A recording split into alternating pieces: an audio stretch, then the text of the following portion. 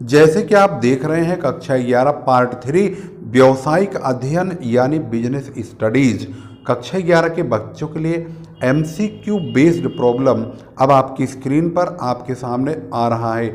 इससे पहले हमने आपके पास पार्ट 1 और पार्ट 2 के रूप में इस सब्जेक्ट का एमसीक्यू प्रॉब्लम ऑलरेडी यूट्यूब पर अपलोड कर दिया है। आप प्लेलिस्ट का प्रयोग करके उसको देख सकते हैं। ये कंपनी का ही भाग है। पार्ट 2 में हमने कंपनी को बताया है, लेकिन कुछ हिस्से उसके बच गए थे, अब आपकी स्क्रीन पर आपके सामने मौजूद है। तो अब आपके सामने आ रहा है क्वेश्चन नंबर 1। क्वेश्चन नंबर 1 आपकी स्क्रीन पर है। एक निजी कंपनी अपना व्यवसाय प्रारंभ कर सकती है। पंजीकरण के पश्चात समामेलन का प्रमाण पत्र प्राप्ति के बाद, व्यवसाय प्रारंभ करने का प्रमाण पत्र प्राप्ति के बाद, या उपरोक्त में से कोई नहीं। क्या है इसका सही जवाब? तो आपकी स्क्रीन पर आ रहा है इसका सही जवाब, और इसका सही जवाब है बी, यानी समामेलन का प्रमाण पत्र प्राप्ति के बाद। क्वेश्चन नंबर 2 के मुताबिक प्रवर्तक कौन होता है? जो कंपनी बनाने का विचार लाता है, अंशधारी, प्रबंधक या लेनदार। क्या है सही जवाब? तो इसका सही जवाब है ए, यानी कि जो कंपनी बनाने का विचार लाता है। क्वेश्चन नंबर 3 पार्षद सीमा नियम क्या है? सहायक प्रलेख, मुख्य प्रलेख, प्राविवरण या इनमें से कोई नहीं। तो सही जवाब है बी, यानी मुख्य प्रलेख। क्वेश्चन नंबर 4 DIN की पूर्ण व्याख्या क्या हो सकती है?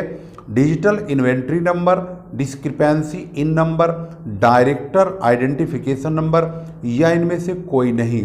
तो सही जवाब है सी, यानी director identification number.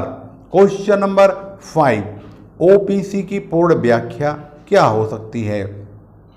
1 person company, 1 partner company, operating company या 1 पर्सनल कंपनी। तो इसका सही जवाब है ए, यानी 1 पर्सन कंपनी ही सही जवाब है। क्वेश्चन नंबर 6 जब एक कंपनी का नाम रखना होता है तो इसकी स्वीकृति के लिए किसे आवेदन किया जाता है? सेबी को, कंपनियों के पंजीयक को, भारत सरकार को, या उस राज्य की सरकार को जिसमें कंपनी का पंजीकरण होना है? तो इसका सही जवाब है आपकी स्क्रीन पर बी, यानी कंपनियों के पंजीयक को। क्वेश्चन नंबर 7 एक कंपनी का नाम उस समय अवैध होता है यदि वह किसी अन्य वर्तमान कंपनी का भी नाम हो, या बी में है वर्तमान में स्थित किसी अन्य कंपनी के नाम से मिलता जुलता है, या यह भारत सरकार, राष्ट्र संघ आदि का चिन्ह हो, या उपरोक्त सभी। तो इसका सही जवाब होगा डी, यानी उपरोक्त सभी ही सही जवाब है। क्वेश्चन नंबर 8 प्राविवरण कौन जारी करता है? निजी कंपनी, एक सार्वजनिक कंपनी निवेश आग्रह के लिए, या सार्वजनिक उपक्रम, या सार्वजनिक कंपनी। तो इसका सही जवाब क्या हो सकता है? इसका सही जवाब आपकी स्क्रीन पर है, वो है बी, यानी एक सार्वजनिक कंपनी निवेश आग्रह के लिए। क्वेश्चन नंबर 9 सार्वजनिक कंपनी के चरण का क्रम क्या है? प्रवर्तन, प्रारंभ, या समामेलन, पूंजी, अभिधान, व्यापार का आरंभ, प्रवर्तन, या प्रवर्तन, समामेलन, पूंजी, अभिधान, व्यापार का प्रारंभ, या पूंजी, अभिधान, प्रवर्तन, समामेलन, व्यापार का प्रारंभ। तो इसका सही जवाब क्या हो सकता है? तो इसका सही जवाब आपकी स्क्रीन पर आ रहा है, और वो है सी, यानी कि प्रवर्तन, समामेलन, पूंजी, अभिधान, व्यापार का प्रारंभ ही सही जवाब है।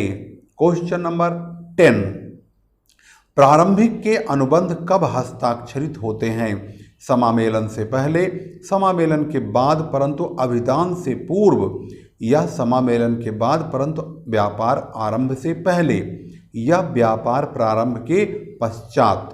तो सही जवाब है आपकी स्क्रीन पर ए यानी कि समामेलन से पहले। Question number 11 and last question है ये, प्रारंभिक अनुबंध कंपनी के ऊपर दबाव है या कंपनी के ऊपर दबाव है यदि इनकी पुष्टि समामेलन के बाद हो गई हो, या समामेलन के बाद कंपनी के ऊपर दबाव या कंपनी के ऊपर दबाव नहीं है। तो सही जवाब है डी यानी कंपनी के ऊपर दबाव नहीं है।